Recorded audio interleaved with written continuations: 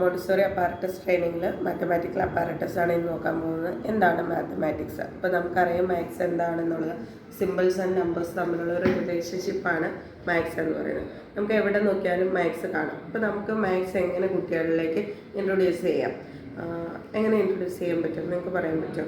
എങ്ങനെയാണ് maths introduce ചെയ്യാം?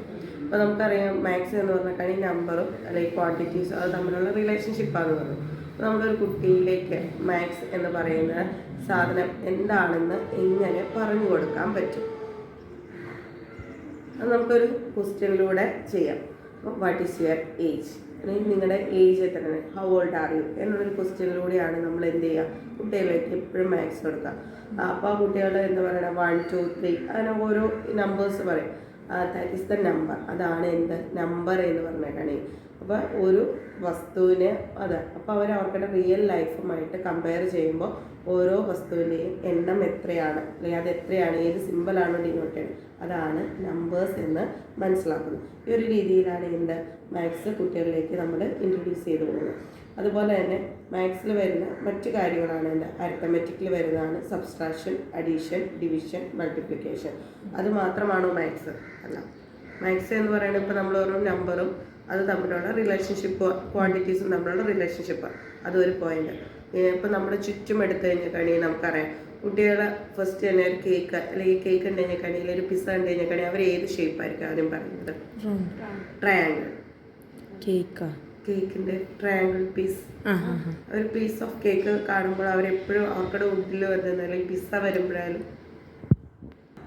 അപ്പോൾ നമുക്കറിയാം ഒരു കേക്ക് പീസ് എന്ന് പറയുന്നത് എന്ത് ഷേപ്പിലായിരിക്കും? ട്രയാങ്കിൾ ഷേപ്പാണ്. അപ്പോൾ മാത്സ് എന്ന് പറയുന്നത് എന്തുമായിട്ട് ബന്ധപ്പെട്ടിരിക്കുന്നത്? നമ്മുടെ ചുറ്റുപാടുള്ള ഒബ്ജക്ട്സിൻ്റെ ഷേപ്പ് അതാണ്. ജോമെട്രിക്കൽ ഷേപ്സും അങ്ങനെയുള്ള കാര്യങ്ങളും നമ്മൾ എന്താണ് മാത്സ് എന്ന് പറയുന്നത്. അപ്പോൾ നമ്മൾ എവിടെ എടുത്ത് നോക്കിയാലും എന്താണ് മാത്സ് എന്ന് പറയുന്നത് ഉണ്ട്.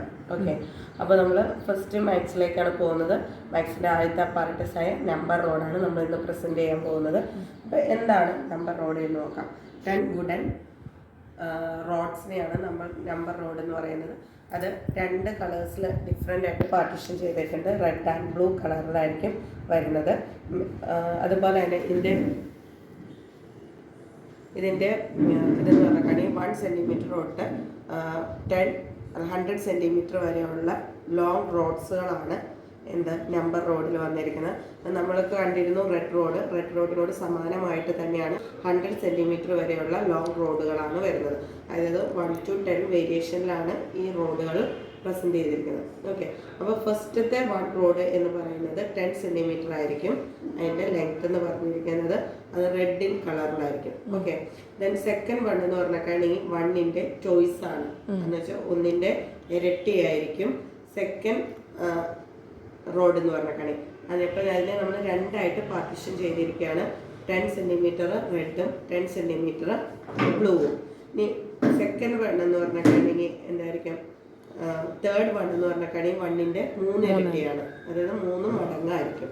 അപ്പം അതിനെ 3ആയിട്ട് തന്നെ നമ്മൾ ഡിഫറൻഷിയേറ്റ് ചെയ്തേക്കാം. 1 2 3.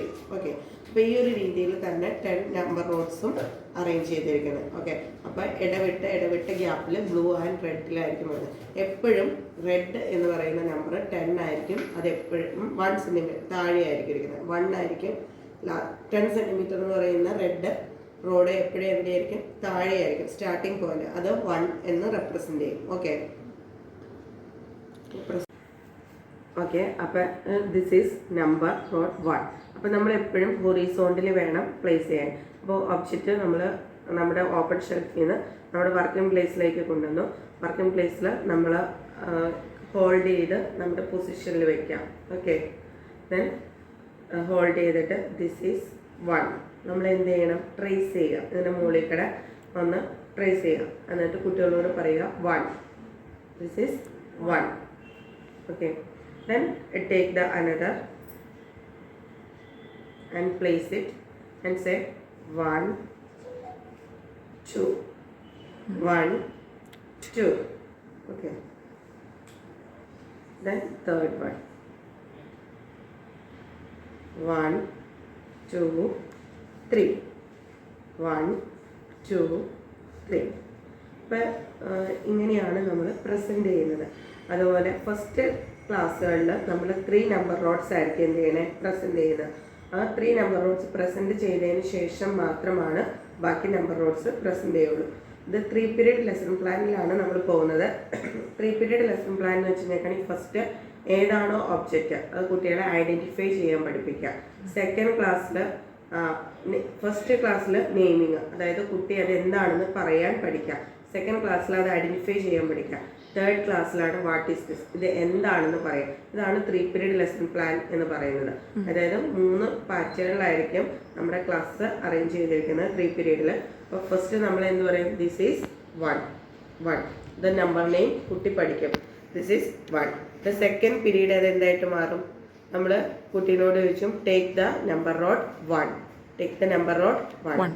അപ്പോൾ കുട്ടി അത് എന്ത് ചെയ്തു, ഐഡൻറ്റിഫൈ ചെയ്തു. നമ്പർ റോഡ് 1 ഇതിൽ നിന്ന് ഐഡൻറ്റിഫൈ ചെയ്തു.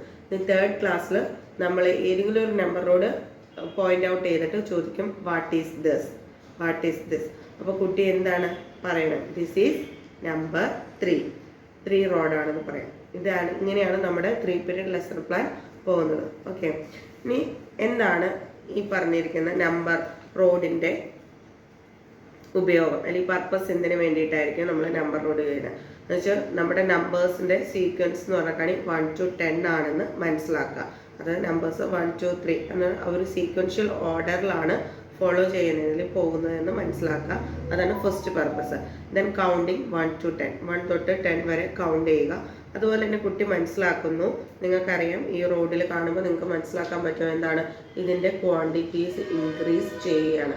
1 എന്ന് പറയുന്നതിനേക്കാളും ഇരട്ടിയാണ് എന്ത് 2 എന്ന് പറഞ്ഞാൽ.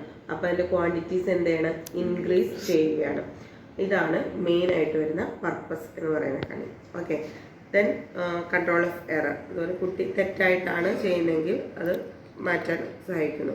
ഇനിയിപ്പോൾ നമ്മൾ കുട്ടികൾക്ക് എങ്ങനെ പ്രസൻറ്റ് ചെയ്യാം. അപ്പോൾ നമ്മൾ ആദ്യം എന്ത് ചെയ്യണം, നമ്മുടെ നമ്പർ റോഡ്സ് എല്ലാം വർക്കിംഗ് പ്ലേസിലേക്ക് കൊണ്ടുവന്നിട്ട് അത് ഡിസ്ക്രീറ്റ് ആയിട്ട് റാൻഡം ആയിട്ട് പ്ലേസ് ചെയ്ത് വെക്കുക.